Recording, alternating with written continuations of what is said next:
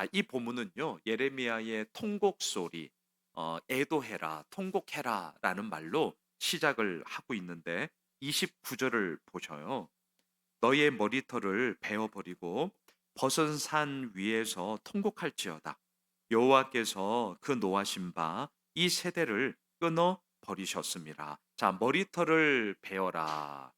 이거는 두 가지의 의미가 있는데요. 자, 첫 번째는 당연히 오늘 본문의 제목처럼 통곡할지어다. 죽음을 애도하면서 그 슬픔을 표하기 위하여서 이렇게 머리털을 자릅니다. 머리카락을 자르는 그런 죽음을 애도하는 의미가 하나 있고요. 또 하나의 의미는 또 다른 완전히 다른 의미인데 헌신의 의미도 있습니다. 헌신. 머리털 자체가 헌신을 의미해요. 가장 대표적인 게 뭐냐? 나실인. 태어나면서 구별데이. 어떤 사람은 일평생 나실인으로 살기도 하고요. 대표적으로 삼손처럼 어느 한 삼손은 일평생이었죠. 하지만 또 어떤 사람은 그냥 일정 기간 동안 내가 구별되이 하나님의 사람으로 가겠습니다. 그게 뭐 한 달이 되든 1년이 되든 어떤 일정 기간도 있는데 나시리는 세 가지를 하면 안 되잖아요. 우리가 잘 알듯이 첫 번째 포도주나 독주처럼 술 마시면 안 됩니다. 쉽게 말하면 술 마시면 안 되고요. 두 번째는 죽은 시체, 더러운 것을 만지면 안 됩니다. 그리고 마지막 하나가 머리카락을 자르면 안 되잖아요. 왜 그러냐? 이 머리카락은 하나님을 향한 헌신을 의미했거든요. 그래서 머리카락, 머리털 이게 성경에 나올 때는 오늘 본문처럼 죽음을 애도하는 통곡의 의미로서 머리를 자르는 것은요. 그만큼 애도한다는 의미고 반대로 머리카락을 자르지 않는다는 것은 하나님을 향한 헌신의 의미다. 요걸 우리가 좀 기억하면 좋겠습니다. 자, 오늘 본문에서는 머리털을 잘라라. 머리카락을 다 잘라버려라. 이렇게 얘기합니다. 자, 이유가 뭐냐면 하나님의 소리에 귀 기울이지 않았고 하나님을 향해 헌신하지 않았기 때문이거든요.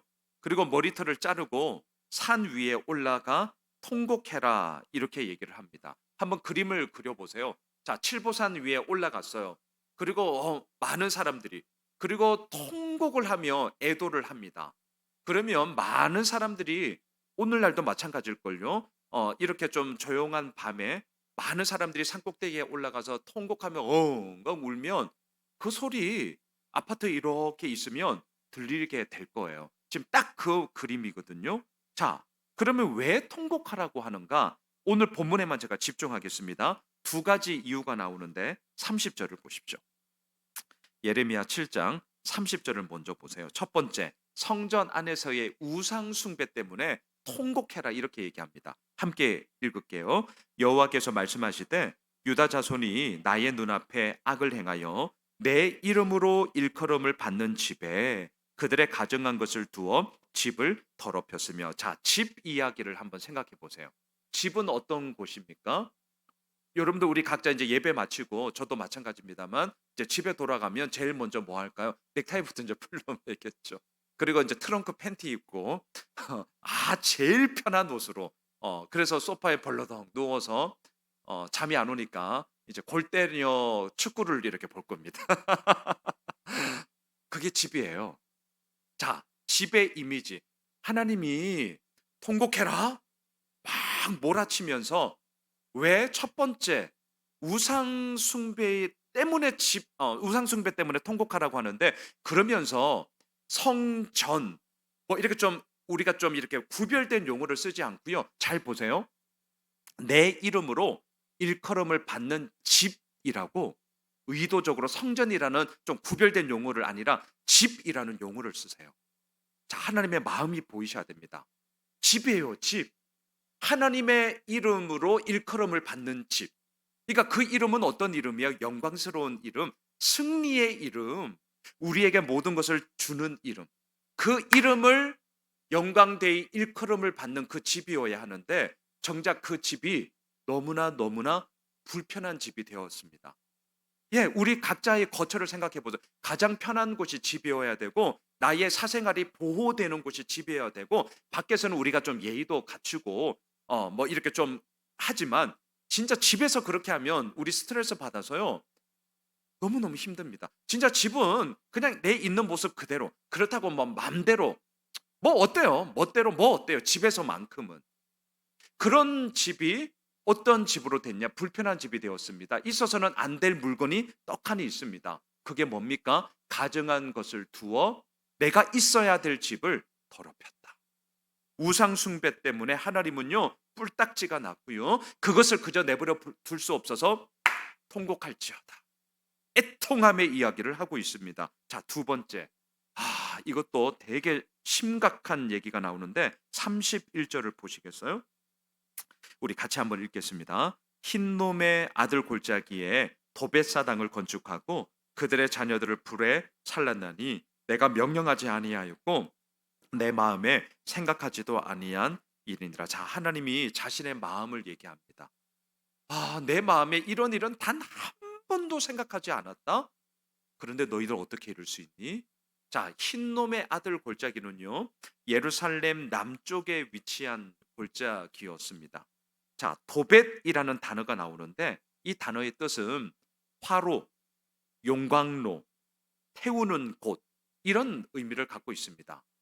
그리고 원래 이곳은 예루살렘의 더러운 것, 소위 말해서 쓰레기 소각장으로 원래는 그렇게 쓰여졌던 곳이었어요. 그런데 그곳에 사당을 짓고 도벳, 화로, 용광로, 태우는 곳이라는 단어로 도벳 사당을 지었는데 자 이제 이건 기가 막히다는 표현 이상으로 진짜 안 되는 짓거리를 합니다.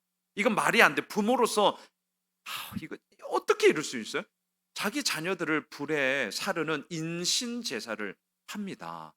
미친 거죠. 지들이 죽지. 예, 진짜 막말로 자녀들을 어떻게 불에 태웁니까? 근데 이런 짓거리를 했어요. 말이 안 되는 겁니다.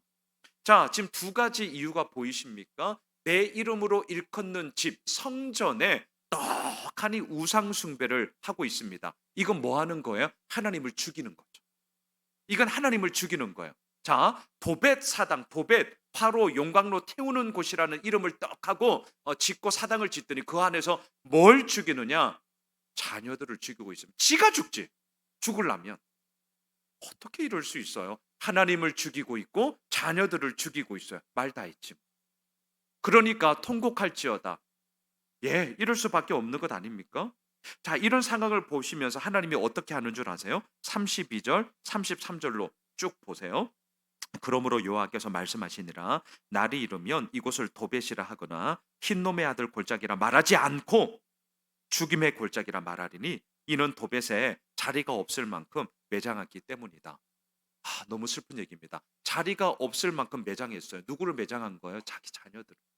이게 말이 되냐고요. 그러니까 하나님의 마음이 막 그냥 이놈들 그냥 죽임의 골짜기 그리고 그 죽임의 이야기가 하나님을 죽였고 우상숭배로 자녀들을 죽였고 하지만 그 죽임이 어떻게 이루어지는 줄 아세요? 3절을 보세요. 이 백성의 시체가 공중의 새와 땅의 짐승의 밥이 될 것이나 그것을 쫓을 자가 없을 것이다. 자, 이게 뭘 얘기합니까? 하나님의 맹렬한 진노와 심판인데 장례식을 생각해 보셔요. 뒤에서는 이제 결혼식을 제가 얘기할 텐데 장례식을 생각해 보셔요. 그 죽음 앞에 어떠한 삶을 살았든지 간에 우선은 한 사람의 죽음 앞에는 엄숙함과 그래도 그 죽음의 의미를 되새기고자 하는 좋은 것은 좋은 것대로 나쁜 것은 나쁜 것대로 그래도 우리가 인간의 도리로서 그 죽음 앞에는 엄숙함을 가집니다. 그 앞에서 깔깔거린다? 물론 우리는 그리스도인이기 때문에 죽음은 이사의 과정이기 때문에 천국 소망을 바라보면서 감사를 얘기할 수 있어요. 그럼에도 불구하고 그렇다 해서 그 감사가 와 감사하다 감사하다 그러지는 못하죠. 예. 인간된 도리로서 분명히 엄숙함을 가집니다. 자, 그 장례식의 이야기 속에 오늘 본문에서 뭐라고 얘기하느냐? 공중의 새와 땅의 짐승의 밥이 될 것이다. 요즘은 화장을 이제 대부분 하시지만 매장을 할 때 저도 이제 목사로서 장례 정말 많이 이렇게 했는데 특히 이제 집례를 할 때는 모든 과정을 다 인도하잖아요. 매장은 한 10번 이하인 것 같아요. 그러니까 그만큼 이제 화장이 뭐 훨씬 더 많은데 매장 어 그 모든 순서들이 이렇게 땅을 파고 또 하관을 하고 또 치토를 이렇게 하잖아요. 제가 먼저 하면 이제 그다음 가족들이 이렇게 기념 이제 기념으로 이렇게 이제 취토를 하죠. 흙을 이제 뿌리죠. 그리고 이제 봉분을 쌓고 이제 고기까지 보고 이제 내려오잖아요. 자, 그렇게 장례를 치르는데 오늘 본문 33절에서는 하나님의 진노와 심판이 매장한 그 장치 가운데 공중의 새와 땅의 짐승의 밥이 될 것이다.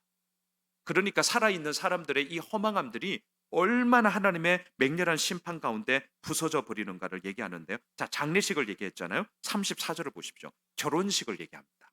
자, 34절 같이 한번 읽으실까요? 그때에 내가 유다 성읍들과 예루살렘 거리에 기뻐하는 소리, 즐거워하는 소리, 신랑의 소리, 신부의 소리가 끊어지게 하리니 땅이 황폐하리라. 와, 그렇습니다.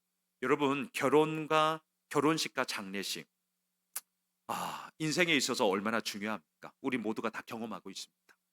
결혼식과 장례식 뭐 더 이상 부연 설명하지 않아도 됩니다. 그런데 앞서 33절에서는 장례식이 엉망진창이 되었고 또 지금 방금 읽었던 34절에서는 결혼식이 엉망진창이 되었습니다.